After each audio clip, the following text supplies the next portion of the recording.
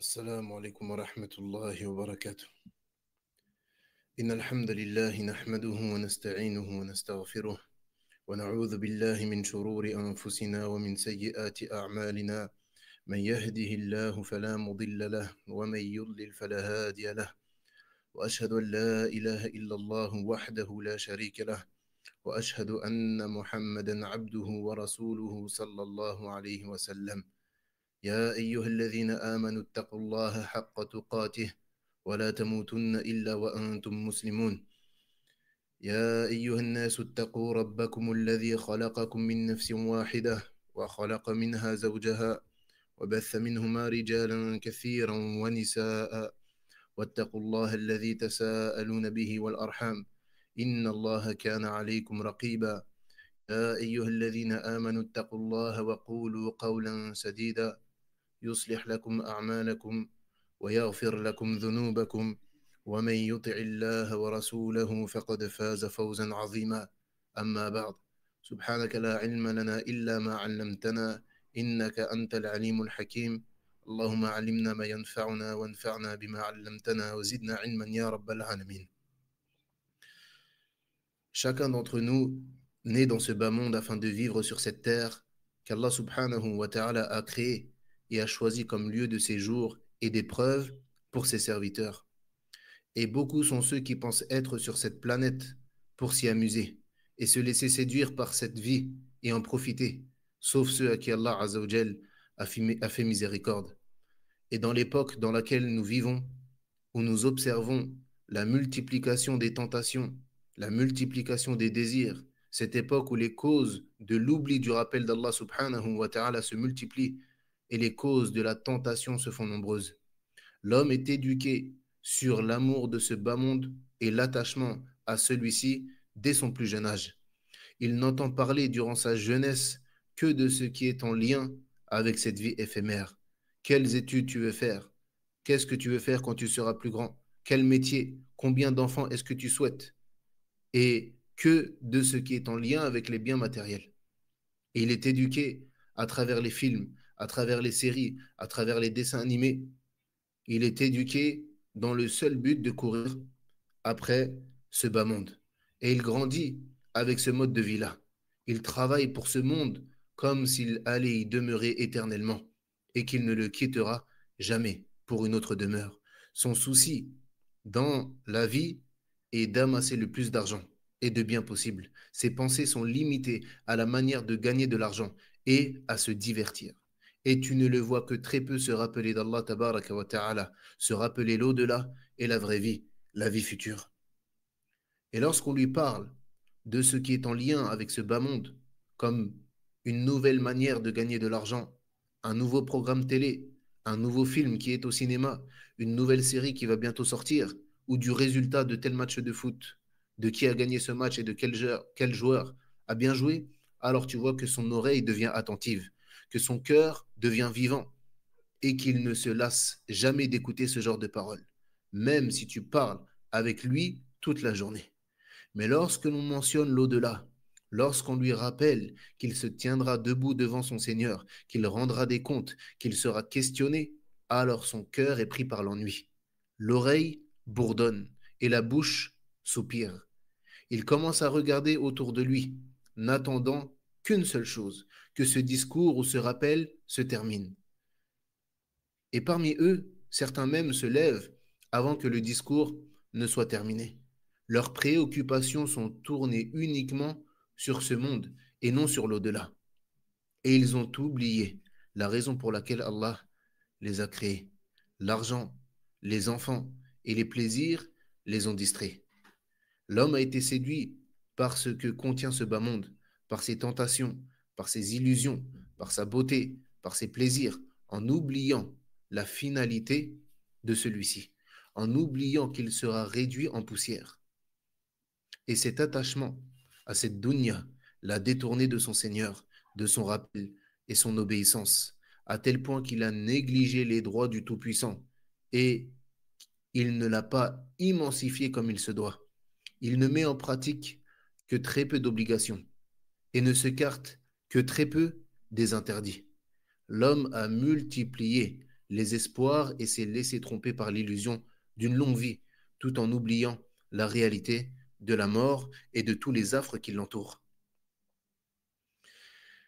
Et il n'y a aucun doute que cette dunya, que ce bas monde fait partie des choses futiles et insignifiantes. Et seuls les doués de raison ne se laissent pas tromper par celle-ci. Elle est telle un fruit pourri, une jouissance trompeuse. قال ربنا سبحانه وتعالى اعلموا أنما الحياة الدنيا لعب ولهو وزينة وتفاخر بينكم وتكاثر في الأموال والأولاد كمثل غيث أعجب الكفار نباته ثم يهيج فتراه مصفرا ثم يكون حطاما وفي الآخرة عذاب شديد ومغفرة من الله ورضوان وما الحياة الدنيا إلا متاع الغرور. يقول سبحانه وتعالى: Sachez que la vie présente n'est que jeu, amusement, vaine parure, une course à l'orgueil entre vous et une rivalité dans l'acquisition des richesses et des enfants. Elle est similaire à une pluie, la végétation qui en vient émerveille les cultivateurs, puis elle se fane, et tu la vois donc jaunie. Ensuite elle devient des débris, et dans l'au-delà, il y a un dur châtiment, et aussi un pardon et un agrément de la part d'Allah. Et la vie présente n'est que jouissance trompeuse. Avons-nous oublié la parole de notre Seigneur vis-à-vis de ce bas monde?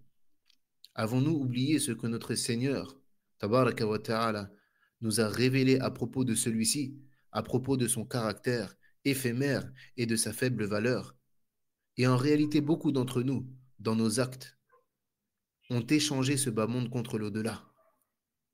Nous avons échangé la récompense de notre Seigneur contre un plaisir interdit.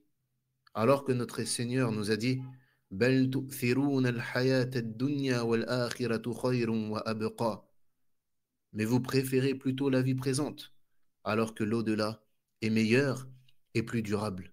وكذلك قال جل وعلا وفرحوا بالحياة الدنيا وما الحياة الدنيا في الآخرة إلا متاع. Il dit Allah Azza wa Jal également, ils se réjouissent de la vie sur terre, mais la vie d'ici-bas, en comparaison de l'au-delà, n'est qu'une jouissance éphémère. Et ceux-là sont les véritables perdants. Ceux-là sont les véritables perdants. Ils ont échangé ce qui est précieux et éternel contre ce qui est insignifiant et éphémère.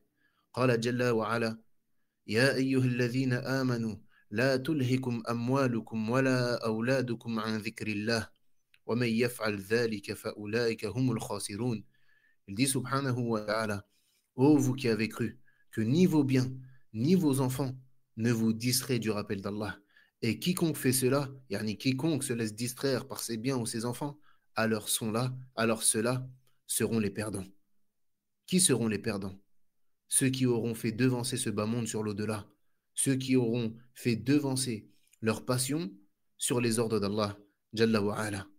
Comme il dit subhanahu wa ta'ala, فَأَمَّا مَنْ طَغَى وآثر الحياة الدنيا فإن الجحيم هي المأوى. Il dit subhanahu wa ta'ala, quant à celui qui s'est enorgueilli, qui a fait devancer ce bas monde, yani sur l'au-delà, alors certes le feu sera son refuge. Et également Allah subhanahu wa ta'ala, il nous enseigne à travers l'histoire de Qarun, à qui il a accordé de nombreuses richesses, que celle-ci ne sera d'aucune utilité dans l'au-delà, et que l'argent n'est pas une protection contre le châtiment d'Allah. قال سبحانه وتعالى في قصة قارون إن قارون كان من قوم موسى فبغى عليهم وآتيناه من الكنوز ما إن مفاتحه لتنوء بالعصبة أولي القوة إذ قال له قومه لا تفرح إن الله لا يحب الفرحين وابتغ فيما آتاك الله الدار الآخرة ولا تنس نصيبك من الدنيا وأحسن كما أحسن الله إليك ولا تبغ الفساد في الأرض إن الله لا يحب المفسدين قال إنما أوتيته على علم عندي أولم يعلم أن الله قد أهلك من قبله من القرون من هو أشد منه قوة وأكثر جمعا ولا يسأل عن ذنوبهم المجرمون فخرج على قومه في زينته قال الذين يريدون الحياة الدنيا يا ليت لنا مثل ما أوتي قارون إنه لذو حظ عظيم وقال الذين أوتوا العلم ويلكم ثواب الله خير لمن آمن وعمل صالحا ولا يلقاها إلا الصابرون فخسفنا به وبداره الأرض فما كان له من فئة ينصرونه من دون الله وما كان من المنتصرين وأصبح الذين تمنوا مكانه بالأمس يقولون ويك أن الله يبسط الرزق لمن يشاء من عباده ويقدر لولا أمن الله علينا لخسف بنا ويك أنه لا يفلح الكافرون. Il dit Allah subhanahu wa ta'ala dans l'histoire de Qarun, certes Qarun faisait partie du peuple de Moussa, mais il était un tyran envers eux. Nous lui avons donné des trésors dont seules les clés, yani seules les clés de ce trésor représentaient une charge lourde pour un groupe d'hommes robustes. Yani les simples clés de ces trésors, les simples clés de ces trésors étaient une charge trop lourde pour qu'un groupe de personnes ne puisse les porter. Qu'en est-il de ces trésors lui-même? Si ne serait-ce que les clés sont trop lourdes pour qu'un groupe d'hommes qui possèdent une force puisse les porter, qu'en est-il du trésor lui-même? Il dit ensuite, tabaraka wa ta'ala, son peuple lui dit, yani il lui dit à Qarun, ne te réjouis point, car Allah n'aime pas les vaniteux, et recherche plutôt à travers ce qu'Allah t'a donné la demeure dernière, sans oublier ta part ici-bas. Et sois bienfaisant comme Allah a été bienfaisant envers toi, et ne recherche pas la corruption sur terre, car Allah n'aime point les corrupteurs. Il dit, c'est par une science que je possède que ceci m'est venu. Ne savait-il pas qu'avant lui, Allah avait anéanti des générations supérieures à lui en force et plus riches que lui en bien? Et les criminels, mécréants, ne seront pas interrogés sur leurs péchés. Il se présenta devant son peuple avec toutes ses parures. Ceux qui ne désiraient que la vie présente dirent, si seulement nous avions comme ce qui a été donné à Qarun. Il a été doté certes d'une immense fortune, tandis que ceux auxquels le savoir avait été donné dirent, malheur à vous, la récompense d'Allah est meilleure pour celui qui croit et fait le bien, mais elle ne sera reçue que par ceux qui endurent. Nous fîmes donc que la terre l'engloutit, lui et sa maison. Yani la terre a avalé et Qarun et sa maison. Aucun allié en dehors d'Allah ne fut là pour le secourir, et il ne put se secourir lui-même. Et ceux qui, peu avant, souhaitaient être à sa place, se mirent à dire, ah, il est vrai qu'Allah augmente la part de qui il veut parmi ses serviteurs, ou la restreint. Si Allah ne nous avait pas favorisés, il nous aurait certainement fait engloutir. Vois comme les mécréants ne réussiront jamais. Celui qui médite sur cette histoire-là, il verra que, naam, même si tu possèdes des montagnes et des montagnes d'or, d'argent, de biens, devant le châtiment d'Allah subhanahu wa ta'ala, alors tout cela ne te sera d'aucune utilité. Et c'est là la vraie dignité. La vraie dignité, c'est la fin heureuse. Cette fin qui appartient aux pieux, à ceux qui ont compris la réelle valeur de ce bas monde. قال النبي صلى الله عليه وسلم في حديث سهل بن سعد الساعدي لو كانت الدنيا تعدل عند الله جناح بعوضة ما سقى كافرا منها شربة ماء. Il dit le prophète sallallahu alayhi wa sallam dans le hadith de Sahl ibn Sa'd al-Sa'idi, si ce bas monde avait comme valeur ne serait-ce que l'aile d'un moustique, alors Allah n'aurait même pas accordé aux mécréants de pouvoir boire une gorgée d'eau. Pour dire que ce bas monde, il n'a même pas la valeur d'une aile d'un moustique auprès d'Allah tabaraka wa ta'ala. وعن جابر بن عبد الله رضي الله عنه أن رسول الله صلى الله عليه وسلم مر بالسوق فمر بجد أسك ميت فتناوله فأخذ بأذنه ثم قال أيكم يحب أن يكون هذا له بدرهم فقالوا ما نحب أنه لنا بشيء وما نصنع به ثم قال أتحبون أنه لكم قالوا والله لو كان حيا كان عيبا إنه أسك فكيف وهو ميت فقال فوالله للدنيا أهون على الله من هذا عليكم. Jabir ibn Abdullah radiallahu anhu rapporte que le messager d'Allah sallallahu alayhi wa sallam est passé par le marché et il était entouré de ses compagnons et il est tombé sur le cadavre d'un chevreau aux petites oreilles. Il l'a alors pris et il a saisi son oreille. Puis il demanda à ses compagnons, lequel d'entre vous voudrait l'avoir pour un dirham? Yani, qui d'entre vous voudrait acheter ce chevreau pour un dirham? Alors ils ont répondu, pour rien au monde, on aimerait l'avoir. Qu'est-ce qu'on en ferait? Alors le prophète sallallahu alayhi wa sallam a continué et a dit, aimeriez-vous l'avoir? Alors ils ont dit par Allah, même s'il était vivant, il aurait un défaut, car il a de petites oreilles. Que dire maintenant alors qu'il est mort? Alors le prophète alayhi salatu wassalam a déclaré par Allah, ce bas monde est bien plus insignifiant auprès d'Allah que ceci ne l'est pour vous. وكذلك مر النبي صلى الله عليه وسلم بشاة ميتة قد ألقاها أهلها فقال والذي نفسي بيده للدنيا أهون على الله من هذه على أهلها. Également le prophète sallallahu alayhi wa sallam un jour il est passé à côté d'une chèvre qui était morte et dont les propriétaires l'avaient jetée. Alors il a dit le prophète sallallahu alayhi wa sallam par celui qui détient mon âme dans sa main, certes ce bas monde a moins de valeur et plus insignifiant auprès d'Allah que cette chèvre pour sa famille.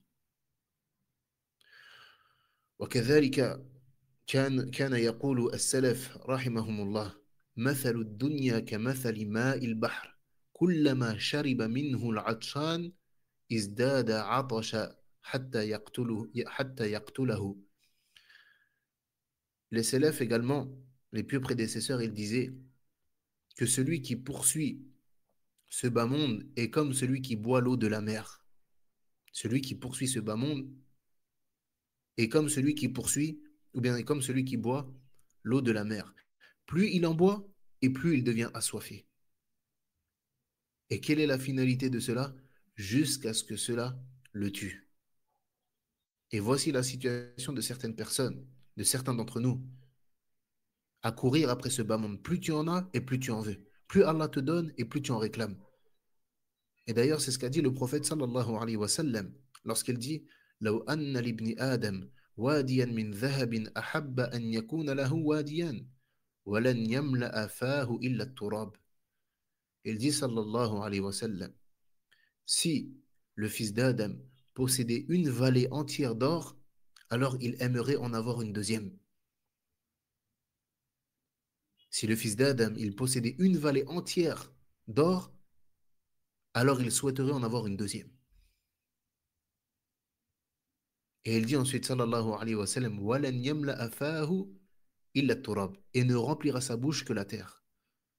Yani dans le sens où tu ne partirais avec rien de ce bas monde. Tu peux avoir des vallées et des vallées et des vallées d'or, des millions, des milliards. La finalité, c'est que tu pourriras dans ton linceul et que la terre mangera ton corps. Et on sera tous égaux devant la mort.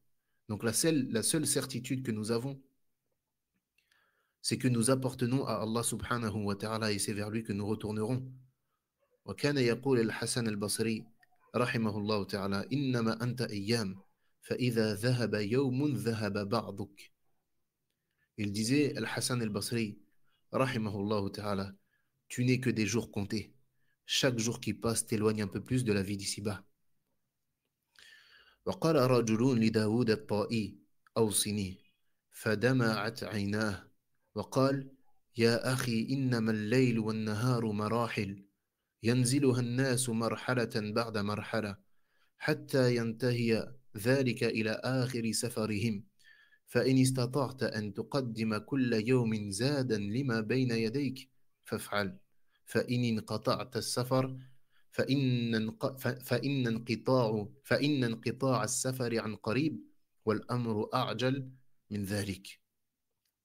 Il y a un homme qui est venu vers Taous, vers Daoud et Ta'i, rahimahullah ta'ala, et qui lui a dit, fais-moi une exhortation, donne-moi un conseil. Alors Daoud lui a dit, la nuit et le jour ne sont que des étapes que les gens franchissent un à un, jusqu'à ce qu'ils atteignent la fin de leur voyage. Prépare-toi donc pour ton voyage et fais ce que tu dois faire de ton côté, car le moment viendra et tu seras pris de court. Et certains parmi les pieux prédécesseurs ont écrit à un homme, à un frère, et ils lui ont dit, ô mon frère, tu te crois être un résident ici-bas, mais tu es constamment en voyage. La mort se dirige vers toi, et ce qui est passé de ta vie ne reviendra jamais.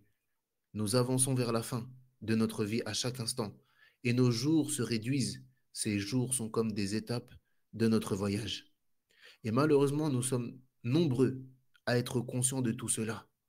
Nous sommes nombreux à être conscients à quel point le temps passe vite, mais peu d'entre nous en tirent des leçons. Tous les mois, nous disons que le mois est passé vite. Tous les ans, nous disons que l'année est passée à une vitesse éclair, à tel point qu'on ne l'a pas vu passer. Et en réalité, notre vie diminue. Et il y a quelques jours, nous étions en train de dire, Subhanallah, le Ramadan va bientôt arriver. Et aujourd'hui, nous sommes en train de dire que le Ramadan est déjà terminé. La fin est déjà tracée et notre temps est compté. Qu'Allah Azza wa Jal nous accorde une bonne fin. Et il n'y a aucune divergence sur la mort. L'humanité tout entière est d'accord là-dessus. Nous allons tous mourir et rien ne peut la repousser. Ni l'argent, ni la renommée, ni les biens. Quand bien même tu construirais une forteresse, la mort te prendra. قال سبحانه وتعالى أينما تكونوا يدرككم الموت ولو كنتم في بروج مشيدة. Il dit subhanahu wa ta'ala, où que vous soyez, la mort vous atteindra, même si vous étiez dans des tours imprenables. Donc la mort est une certitude et personne n'y échappera. Homme, femme, jeune, vieux, fort, faible, malade, en bonne santé, le riche, le pauvre, le pieux, le pervers, le croyant, le mécréant, l'athée. Rien n'est éternel si ce n'est notre Seigneur, Al-Hayyul Qayyum. La mort ne fait aucune différence, ni force, ni richesse, ni lignée. قال سبحانه وتعالى كل نفس ذائقة الموت وإنما توفون أجوركم يوم القيامة فمن زحزح عن النار وأدخل الجنة فقد فاز وما الحياة الدنيا إلا متاع الغرور. Il dit subhanahu wa ta'ala, chaque personne goûtera à la mort. Vous n'aurez votre rétribution complète qu'au jour du jugement. Celui qui sera éloigné de l'enfer et que l'on fera entrer au paradis aura réussi. La vie de ce bas monde n'est que jouissance trompeuse et éphémère. وكذلك قال جل وعلا كل نفس ذائقة الموت ثم إلينا ترجعون. Il dit également tabaraka wa ta'ala, toute âme goûtera à la mort, puis ensuite c'est vers nous que vous retournerez. Et combien de personnes parmi nous passaient la nuit à parler de leur avenir, de leurs projets, de leurs enfants, de leurs biens et de leurs rêves. Puis au matin, nous avons appris que ces mêmes personnes-là étaient décédées. Combien de personnes espéraient vivre longtemps, mais la mort est arrivée brutalement. Nous devons donc nous rappeler que la vie est incertaine et que nous ne savons pas si nous atteindrons le lendemain matin. Combien de jeunes passent leur journée insouciants, pensant avoir le temps de se repentir, sans savoir que leur linceul et leur tombe sont déjà prêts. Combien de jeunes mariés se sont préparés pour leur nuit de noces, sans jamais l'atteindre. Combien de jeunes enfants dont l'avenir semblait prometteur ont rejoint la mort avant leurs aînés. Combien de personnes en parfaite santé sont mortes, sans raison apparente. Revenons à Allah, revenons à la réalité de cette vie et rappelons-nous la mort, comme nous l'a enjoint le prophète sallallahu alayhi wa sallam lorsqu'il a dit Akfiru min dhikri hadimil ladhat.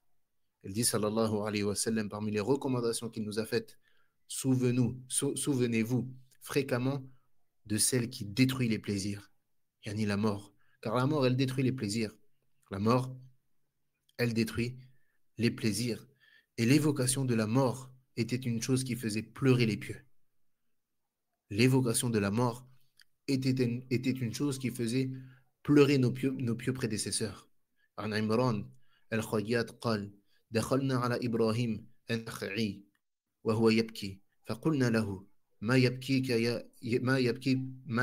يا أبا عمران فقال أنتظر ملك الموت لا أدري يبشرني بالجنة أم بالنار. Imran al-Khayyat a dit, nous sommes rentrés auprès de Ibrahim al-Nakha'i et il était en train de pleurer. Alors nous lui avons dit, qu'est-ce qui te fait pleurer, ô Abu Imran? Il a alors dit, j'attends l'ange de la mort et je ne sais pas s'il va m'annoncer le paradis ou bien l'enfer. وقال المزني رحمه الله دخلت على الشافعي في مرضه الذي مات فيه فقلت كيف أصبحت فرفع رأسه وقال أصبحت من الدنيا راحلا ولإخواني مفارقا ولسوء عملي ملاقيا وعلى الله واردا ما أدري روحي تصير إلى الجنة فأهنئها أو إلى النار فأعزيها ثم بكى. Al-Muzani rahimahullah ta'ala a dit: Je suis allé rendre visite à l'imam al-Shafi'i rahimahullah ta'ala lors de la maladie dans laquelle il est décédé. Alors je lui ai demandé: Comment te sens-tu? Il releva la tête et répondit: Je me sens comme quelqu'un qui va quitter ce monde, qui va se séparer de mes frères et qui va rencontrer le mauvais résultat de ses actions. Je vais rencontrer Allah, mais je ne sais pas si mon âme ira au paradis, auquel cas je la féliciterai, ou si elle ira en enfer, auquel cas je la consolerai. Puis ensuite il s'est mis à pleurer. Et la réalité, c'est que le pécheur, le désobéissant, lorsqu'il verra ce qui l'attend au moment de sa mort et après celle-ci, il souhaitera revenir pour œuvrer. Mais cela sera trop tard. قال جل وعلا حتى إذا جاء أحدهم الموت قال رب ارجعون لعلي أعمل صالحا فيما تركت كلا إنها كلمة هو قائلها ومن ورائهم برزخ إلى يوم يبعثون. Il dit subhanahu wa ta'ala: Puis lorsque la mort vient à l'un d'eux, il dit: Mon Seigneur, fais-moi revenir sur terre, afin que je fasse du bien dans ce que je délaissais. Non, c'est simplement une parole qu'il dit. Derrière eux, cependant, il y a une barrière jusqu'au jour où ils seront ressuscités. Et cette barrière-là les empêche de quoi? De revenir dans ce bas monde. Lorsque le désobéissant, il verra ce qu'Allah lui a réservé comme tourment et comme châtiment, il voudra revenir sur terre. Et ceci dans quel but? Pour amasser des biens? Pour rivaliser dans la course aux richesses? Pour s'adonner à des plaisirs mondains? Là. Mais son seul souhait unique sera de pouvoir accomplir ne serait-ce qu'une seule bonne action. Mais malheureusement, ce sera trop tard, car ce n'est plus le moment d'œuvrer. Il ne reste devant lui que le jugement et ce qui en découlera. Donc réfléchis à ce moment terrible. Réfléchis à lorsque tes désirs seront coupés et que les occasions d'accomplir de bonnes actions te seront retirées, quand tu te trouveras face aux plus grandes épreuves et aux plus grands châtiments et aux plus grands dangers, et que ton seul souhait serait de pouvoir revenir, mais tu ne pourras pas. Cette occasion ne te sera pas donnée. Alors prépare ta balance de bonnes actions dès maintenant. Œuvre pendant qu'il est encore temps, et sache que chaque nuit, tu meurs. Sache que chaque nuit, tu meurs d'une petite mort. Mais Allah te permet de revenir à la vie après chaque petite mort pour que tu puisses t'efforcer à accomplir de bonnes œuvres et de bonnes actions. Donc profite de chaque jour qui passe pour accomplir le bien avant que la grande mort ne survienne et que tu ne puisses plus revenir. قال سبحانه وتعالى: الله يتوفى الأنفس حين موتها والتي لم تمت في منامها فيمسك التي قضى عليها الموت ويرسل الأخرى إلى أجل مسمى إن في ذلك لآيات لقوم يتفكرون. Il dit subhanahu wa ta'ala: Allah reçoit les âmes au moment de leur mort ainsi que celles qui ne meurent pas au cours de leur sommeil. Il retient celle à qui il a décrété la mort, tandis qu'il renvoie les autres jusqu'à un terme fixé. Et il y a certainement là des preuves pour ceux qui réfléchissent. Donc chaque nuit, ton âme est retirée. À chaque fois que tu dors, ton âme est retirée de ton corps. Et ensuite, Allah Azzawajal, ou bien il garde cette âme et donc tu meurs, ou bien il renvoie ton âme vers ton corps. Et c'est pour cela que il est venu dans les invocations à dire lors du sommeil, comme nous l'a enseigné le prophète sallallahu alayhi wa sallam: Allahumma bismika amut wa ahya. Celui qui va se coucher, il lui est légiféré de dire cela: Allahumma bismika amut wa ahya. Oh Allah, c'est en ton nom que je vis et que je meurs. Et s'il se réveille, qu'est-ce qu'il dit? Il dit: Alhamdulillahi alladhi ahyana ba'dama amatana wa ilayhi nushur. Il dit: toutes les louanges reviennent de droit à Allah, celui qui nous a fait revivre après nous avoir fait mourir. Pourquoi? Car durant ce sommeil-là, tu étais mort. Durant ce sommeil-là, tu étais mort. Et c'est pour cela que tu dis: toutes les louanges reviennent de droit à Allah, celui qui nous a fait revivre après nous avoir fait mourir. Et c'est vers lui que se fera la résurrection.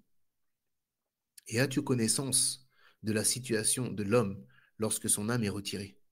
As-tu connaissance de la situation de l'âme lorsque celle-ci, yani son âme, est retirée? Écoute ce hadith qui est certes long, mais qui est terrifiant. يقول البراء بن عازب رضي الله عنه: خرجنا مع رسول الله صلى الله عليه وسلم في جنازة رجل من الأنصار، فانتهينا إلى القبر ولما يلحد، فجلس وجلسنا كأن على رؤوسنا الطير، فأزم قليلا، فلما رفع قال: إن المؤمن إذا كان في قبل من الآخرة ودبر من الدنيا وحضره ملك الموت فجلس عند رأسه ثم قال: اخرجي أيتها النفس المطمئنة، اخرجي إلى رحمة الله ورضوانه، فتنسل نفسه كما تقطر القطرة من في السقاء، فإذا خرجت نفسه صلى عليها كل من بين السماء والأرض إلا الثقلين، ثم يسعد به إلى السماء فتفتح له السماء ويشيعه مقربوها إلى السماء الثانية والثالثة والرابعة والخامسة والسادسة والسابعة إلى العرض مقربو كل سماء، فإذا انتهى إلى العرش كتب كتابه في عليين، ويقول الرب عز وجل: ردوا عبدي إلى مضجعه، فيأتيه منكر ونكير يثيران الأرض بأنيابهما ويفحصان الأرض بأشعارهما، فيجلسانه ثم يقال له: يا هذا من ربك؟ فيقول: ربي الله. فيقولان: صدقت. ثم يقال له: ما دينك؟ فيقول: دين الإسلام. فيقولان: صدقت. ثم يقال له: من ربك؟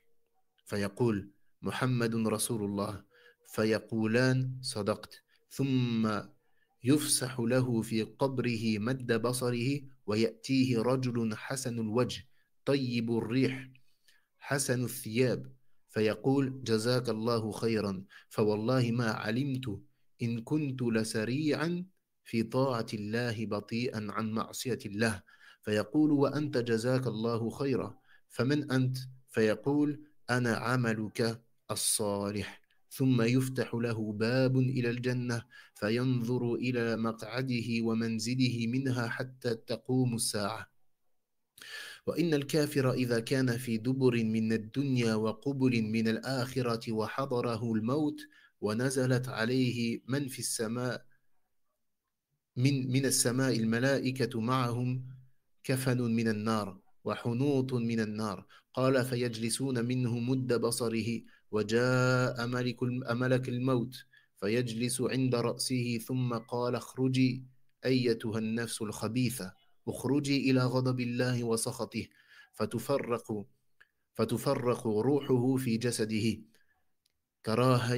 كراهية أن تخرج لما ترى وتعاين، فيستخرجها كما يستخرج السفود من الصوف المبلول، فإذا خرجت نفسه لعنه كل شيء بين السماء والأرض إلا الثقلين، ثم يصعد إلى السماء فتغلق دونه، فيقول الرب عز وجل: ردوا عبدي إلى مضجعه، فإني وعدتهم أني منها خلقتهم وفيها أعيدهم ومنها أخرجهم تارة أخرى، فترد روحه إلى مضجعه فيأتيه منكر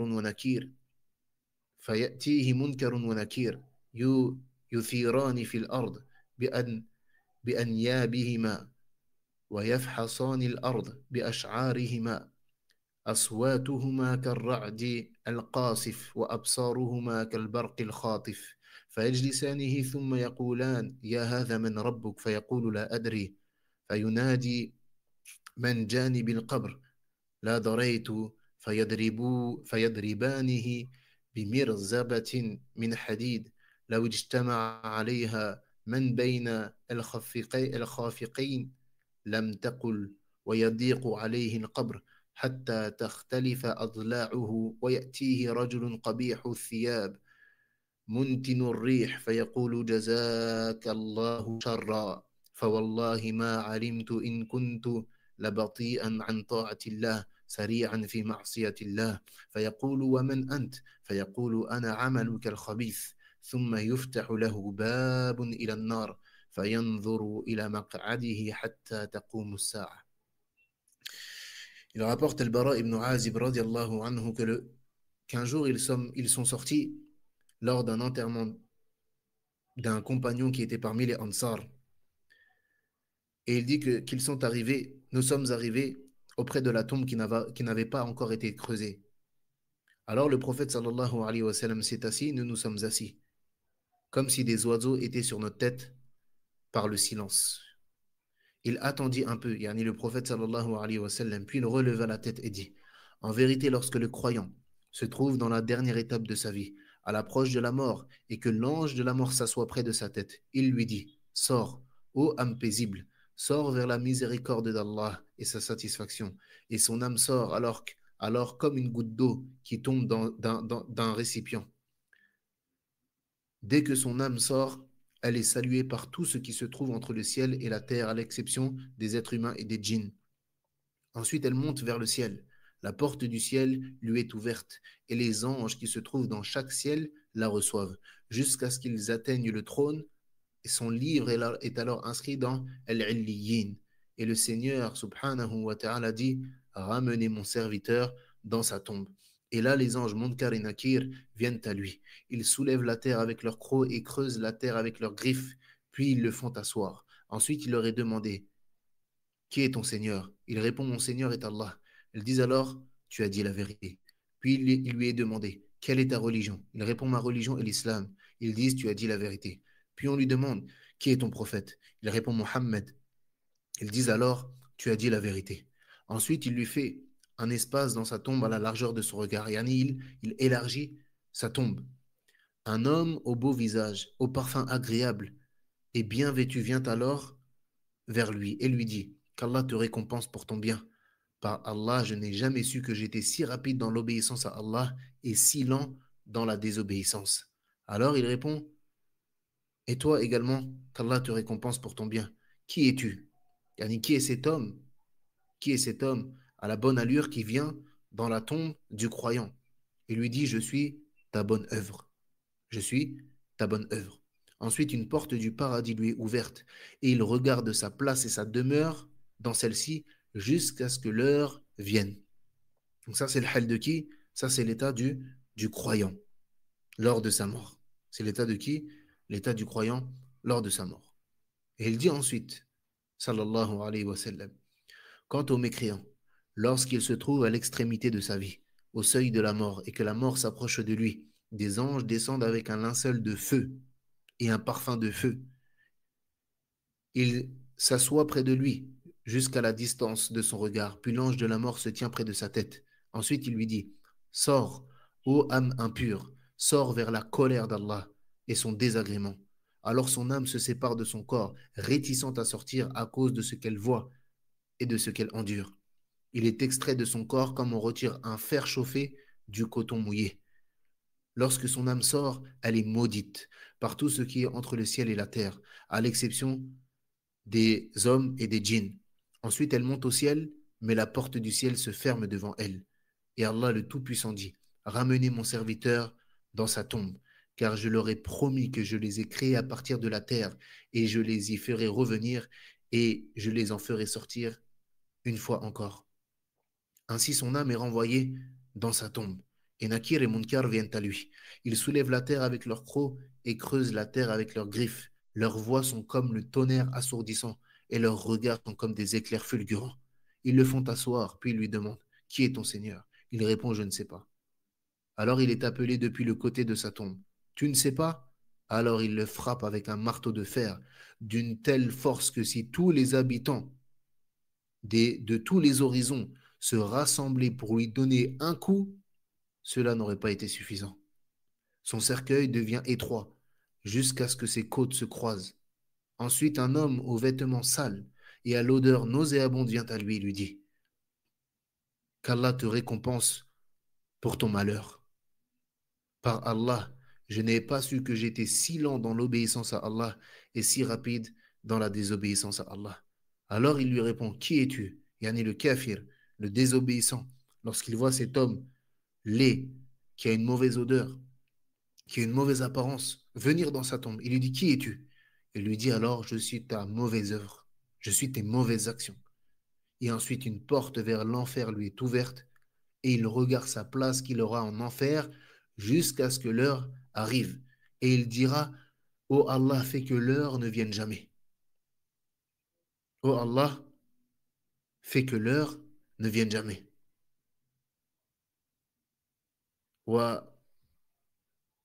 وروي أن عثمان رضي الله عنه إذا وقف على القبر بكى حتى تبل لحيته فقيل له تذكر الجنة والنار فلا تبكي وتبكي من هذا فقال إن النبي صلى الله عليه وسلم قال إن القبر أول منازل الآخرة فإن نجا منه فما بعده أيسار وإن لم ينجو منه فما بعده أشد منه قال وقال رسول الله صلى الله عليه وسلم ما رأيت منظرا قط إلا والقبر أفظع منه.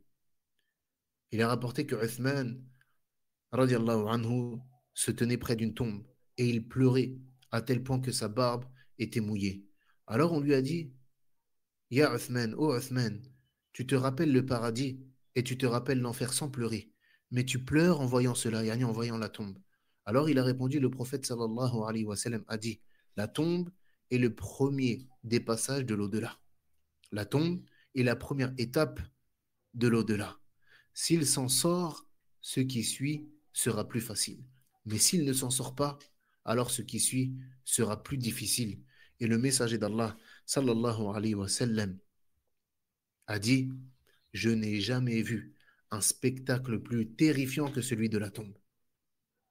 Je n'ai jamais vu un spectacle plus terrifiant que celui de la tombe. Et parmi les choses négligées qui sont une cause de châtiment dans la tombe, il y a le colportage et le fait de ne pas se nettoyer de son urine. Comme c'est venu dans le hadith de Abdullah ibn Abbas radiallahu anhuma, lorsqu'il dit Marra an-nabiy sallallahu alayhi wa sallam bi qabr. Marra an-nabiy sallallahu alayhi wa sallam bi qabrayn.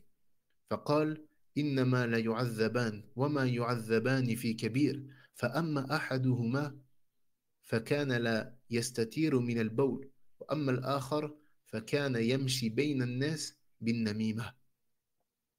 Abdullah ibn Abbas radiallahu anhuma, il dit que le prophète sallallahu alayhi wa sallam a marché entre deux tombes et il a dit que ces deux personnes étaient en train de se faire châtier et qu'ils ne se faisaient pas châtier pour quelque chose de grave, yani de grave aux yeux des gens. Une chose qui n'était pas grave ou quoi aux yeux des gens. Et il dit quant à l'un d'entre eux, il ne se nettoyait pas de son urine.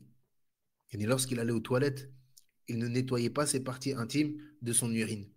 Et il dit quant au deuxième, il faisait du colportage entre les gens. Le colportage, c'est celui qui vient à un groupe de personnes, qui écoute ce qu'ils disent et qui se rend vers un autre groupe de personnes et qui rapporte les propos du premier groupe. Et il fait cela pour semer la discorde entre les gens. Donc ne soyons pas de ceux qui subiront un châtiment douloureux, car ce bas monde les a réduits à l'esclavage, à tel point qu'ils ne voient que par cela, à tel point qu'ils oublient qu'il sera ressuscité et questionné. La vie dans l'au-delà se prépare. Et la chose que doit préparer le musulman, c'est les réponses aux questions qui seront posées dans sa tombe. Man rabbuk, ma dinuk, man nabiyuk. C'est ces trois questions-là que le musulman, toute sa vie, il doit préparer. Et ce jour-là, il n'y aura pas, ce n'est pas une réponse qu'on va donner avec notre langue, mais c'est notre cœur qui parlera. Ce n'est pas notre langue qui parlera. Et comment celui qui ne connaît pas Allah, tabaraka wa ta'ala, il pourra répondre à cette question-là? Qui est ton Seigneur? Comment peux-tu répondre mon Seigneur est Allah si tu ne le connais pas? Lorsqu'on te posera la question, quelle est ta religion?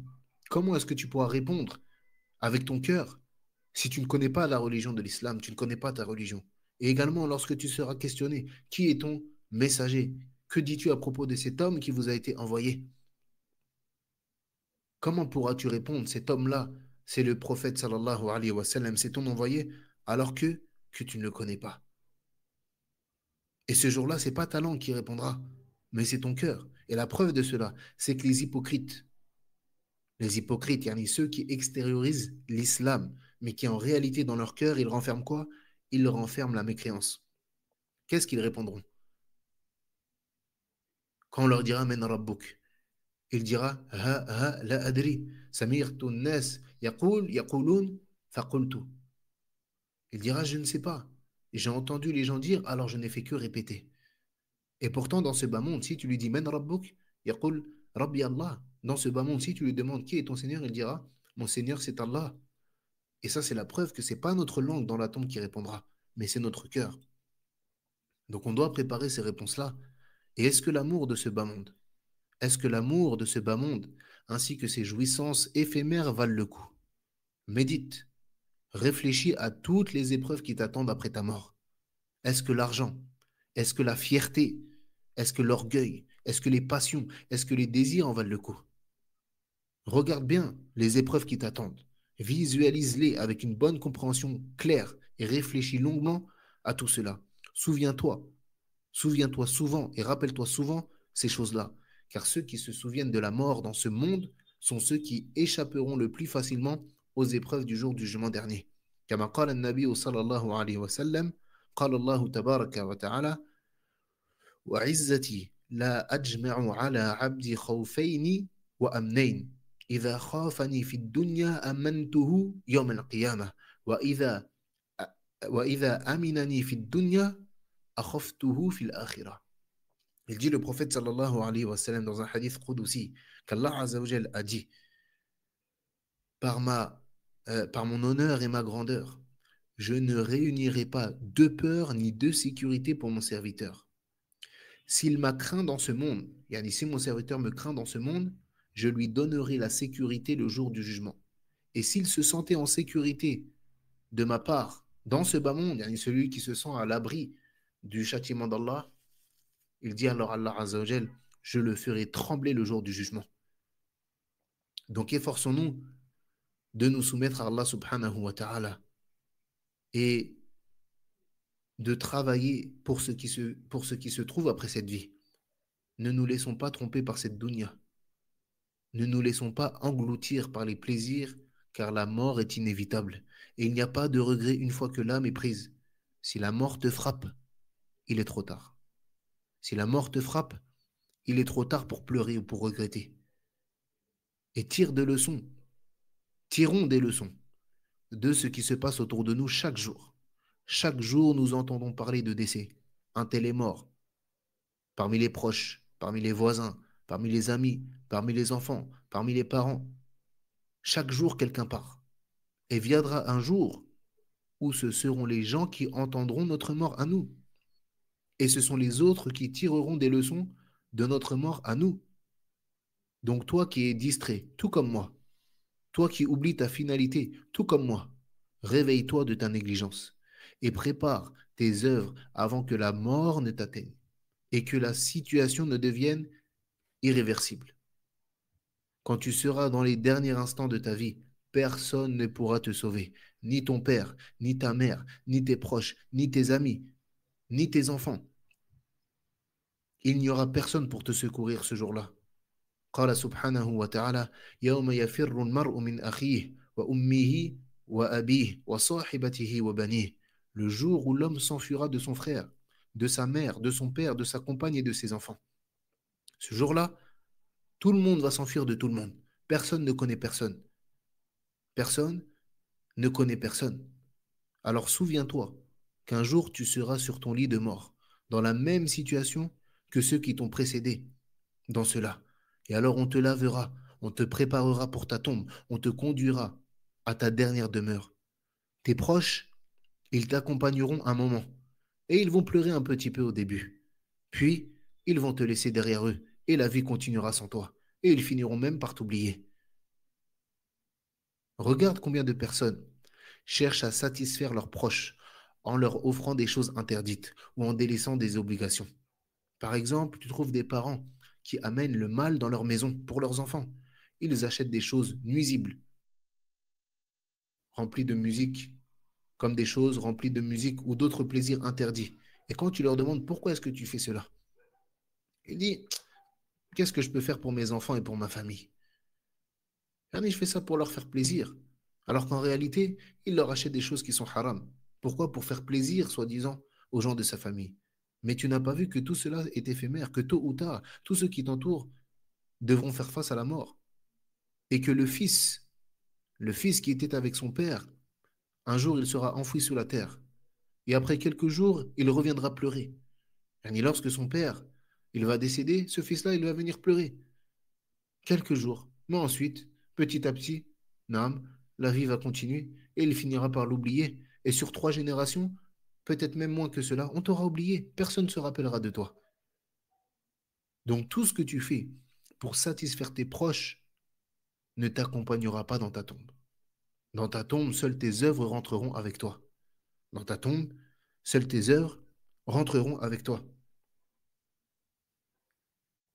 Alors fais de l'obéissance à Allah tabaraka wa ta'ala ta priorité. Ne fais rien pour satisfaire quelqu'un d'autre si cela va à l'encontre de la satisfaction d'Allah Azza wa Jal. Comme l'a dit Aïcha radiallahu anha lorsqu'elle a écrit à Muawiyah radiallahu anhu من أرضى الله بسخط من سخط الله من أرضى الناس نعم عفوا من أرضى الناس بسخط الله سخط الله عليه وأسخط الناس عليه ومن أرضى الله بسخط الناس رضي الله عنه وأرضى الناس عنه. Aïcha radiallahu anha, un jour, elle a écrit une lettre à Muawiyah radiallahu anhu et elle lui a donné ce conseil. Elle lui a dit, celui qui cherche l'agrément des gens dans la colère, dans ce qui met Allah en colère, alors Allah va se mettre en colère contre lui et fera en sorte que les gens se mettront en colère contre lui également. Quant à celui qui cherche l'agrément d'Allah, quant à celui qui cherche l'agrément d'Allah dans le désagrément des gens, et même si les gens te combattent, alors Allah Azzajal, il sera satisfait de lui et il va faire en sorte que les gens seront satisfaits de lui. Donc ne fais rien qui va à l'encontre de l'agrément d'Allah, peu importe qui te combat. Tant que tu sais que ce que tu fais, c'est dans le bien, c'est dans la voie d'Allah, ne laisse personne te combattre. Et fais toujours devancer l'agrément d'Allah Azzawajal sur l'agrément de quiconque. Et réfléchis bien à ce que notre prophète sallallahu alayhi wa sallam a dit au sujet des différentes personnes lors de leur enterrement, comme on l'a cité plus haut. Il n'y aura que 2 groupes. Le groupe des pieux, le groupe des pervers et des koufars. Donc regarde tes actions. Regarde tes actions aujourd'hui et demande-toi des comptes aujourd'hui et demande-toi à quel groupe tu appartiens aujourd'hui. Non, mais si tu vois du bien dans tes actions, alors continue à faire le bien. Et si ce n'est pas le cas, alors repens-toi. Mais ne laisse personne se mettre entre toi et ton repentir. Ne laisse personne se mettre entre toi et la voie d'Allah subhanahu wa ta'ala. Car ce jour-là, tu seras tout seul. Ces gens qui pensent faire des péchés, faire des mauvaises choses en groupe, Naam, Yom al-Qiyamah, ils seront tout seuls. Yom al-Qiyamah, ils seront tout seuls. Et d'ailleurs, dans un hadith, le prophète sallallahu alayhi wa sallam, il dit que Yom al-Qiyamah, il y a un père qui va venir voir son fils et qui va lui dire, oh mon fils, quel genre de père j'étais pour toi? Alors ce fils, il dira, tu étais le meilleur père que l'on pouvait espérer. Tu étais le meilleur père que l'on pouvait espérer. Alors il lui dira, donne-moi une hasanat. Une. Il n'a pas dit 5, il n'a pas dit 10, il n'a pas dit 100. Donne-moi une hasanat. Alors il dira, je crains aujourd'hui de la même chose que tu crains. Et tout comme toi, tu as peur de ce que tu vois, moi aussi j'ai peur, donc je ne vais rien te donner. Et également, ça c'est l'exemple de qui? Du père et du fils. Le fils également. Le fils, il va venir voir son père, Yom al-Qiyamah, et il va dire, oh mon père, quel genre d'enfant j'étais pour toi? Quel genre de fils j'étais pour toi? Et son père, il lui dira, tu étais le meilleur fils qu'on pouvait espérer. Yani, je n'aurais pas pu demander meilleure chose que toi. Je n'aurais pas pu demander meilleure chose qu'un fils comme toi. Alors, ce fils, il dira à son père, donne-moi une hasanat. Donne-moi une. Encore une fois, pas 5, pas 10, pas 100, pas 500. Donne-moi une hasanat. Alors son père, il va lui dire, je crains la même chose que tu crains aujourd'hui. Alors que dans ce bas monde, il n'y a pas une chose qu'un père peut refuser à son enfant. Il n'y a pas une chose qu'un père peut refuser à son enfant. Si tu pouvais donner une partie de ta vie pour ton enfant, tu le ferais. Si tu dois donner un rein à ton enfant, tu vas le faire. Et ce jour-là, une hasanat, une seule, tu lui donnes pas. Comme il dit, يَوْمَ يَفِرُّ الْمَرْءُ مِنْ أَخِيهِ وَأُمِّهِ وَأَبِيهِ وَصَاحِبَتِهِ وَبَنِيهِ. Le jour où l'homme, il s'enfuira de son propre frère. Il ne le connaîtra pas. Il s'enfuira de sa mère, de son père, de sa compagne, ni de son épouse et, et de ses enfants. Ce jour-là, tu t'échappes de tout le monde. Tu connais personne. Ce jour-là, tu connais personne. Et pour vous dire à quel point ce jour-là sera terrible, que lorsque le prophète sallallahu alayhi wa sallam a dit à Aïcha radiallahu anha que Yom al-Qiyamah, les gens seront ressuscités nus, sans vêtements, sans chaussures et non circoncis. Aïcha radiallahu anha, elle s'est étonnée. Et elle a dit au prophète sallallahu alayhi wa sallam, est-ce que les hommes vont être ressuscités à côté des femmes? Yani nus. Est-ce que les hommes vont se trouver nus à côté des femmes qui sont nues? Yom al-Qiyamah, elle s'est étonnée. Comment est-ce que cela est possible? Elle dit, les uns vont regarder vers les autres. Alors le prophète sallallahu alayhi wa sallam, il a dit, Ya Aïcha, il a dit, oh Aïcha, ce jour-là sera trop terrible pour que l'idée même de regarder vers ce qui se trouve à côté de lui ne lui traverse l'esprit.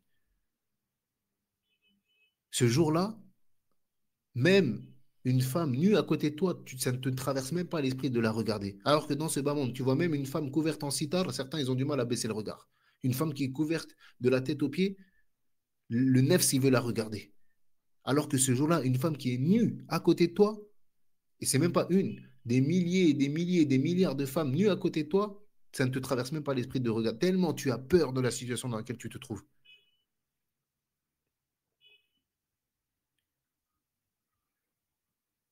Naam. Et sache une chose, qu'Allah subhanahu wa ta'ala te voit toujours.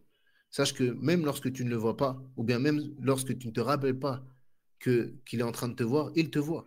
Et si tu es rapide à commettre des péchés, lent à obéir à Allah, si tu réponds rapidement à des invitations, à la médisance, à la calomnie ou bien à la musique, mais que tu hésites ou bien que tu es réticent à répondre aux invitations à la prière ou aux bonnes actions, alors prends garde. Alors prends garde. Et regarde également ta maison. Regarde également ta maison. Est-ce qu'elle est remplie de choses qui repoussent les anges et qui attirent les démons?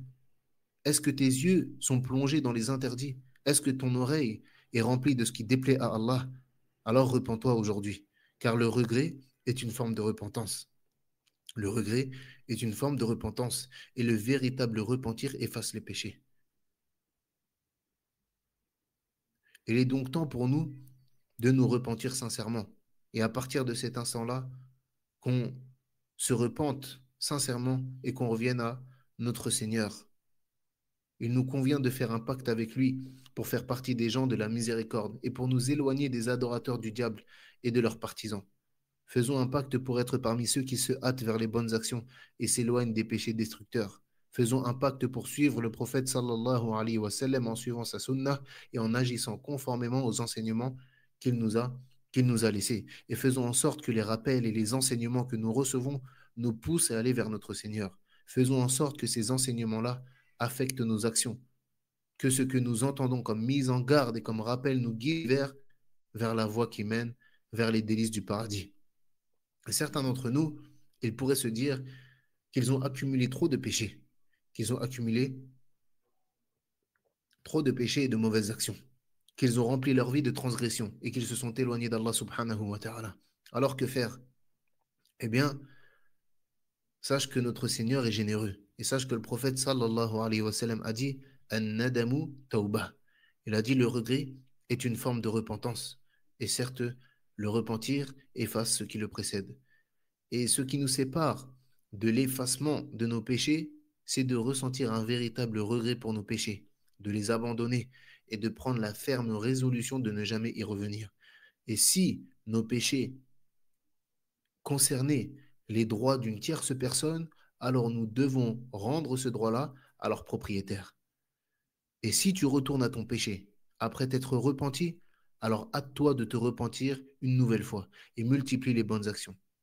Et multiplie les bonnes actions. Car le repentir sincère et l'augmentation des bonnes actions sont les moyens de tuer le péché dans l'âme. Sont les moyens de quoi? De tuer le péché dans l'âme. Et certaines personnes, elles disent que leurs péchés sont nombreux et qu'ils pensent qu'Allah ne les pardonnera jamais. Alors qu'Allah Azzawajal, il dit dans le Coran, Ya ibadi alladhina asrafu ala anfusihim la taqnatu min rahmatillah, inna Allah yaghfiru dhunuba jami'a, inna Allah huwa al-ghafurur rahim. Il dit, Allah Azzawajal dans le Coran, ô mes serviteurs qui avez commis des excès contre vous-même, contre vos propres personnes, ne désespérez pas de la miséricorde d'Allah. Allah pardonne tous les péchés. Allah pardonne tous les péchés. ونكتفي بهذا القدر إن شاء الله تعالى والله أعلم وصلى الله على نبينا محمد وعلى آله وصحبه أجمعين